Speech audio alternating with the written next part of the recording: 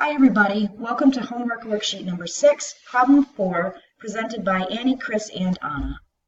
Today we're going to prove that if a function is integrable upon some closed interval ab, then for all real numbers, any scaled version of that function will also be integrable on that domain. So if we look at what we have given, since this function is integrable, we know that by definition, the upper and lower integral of this function should be equal.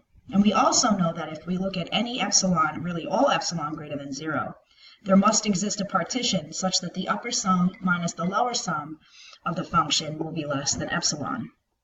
For this proof, it's important to note that we have to prove for 3 cases: when c equals 0, c is greater than 0, or when c is less than 0, since each of these cases exhibits different behaviors. So let's get started when c equals 0. If we let c equal 0, then we're really just multiplying our function by 0, hence getting 0 as a result. So when we take the upper and lower integrals of that function, c times f of x, we're left with the upper and lower integrals of 0, which are equal to 0. Hence, the upper and lower integrals of c times f of x are equal, and by definition, cf must be integrable upon that closed interval ab when c equals 0. Please see the next video for what happens when c is greater than 0.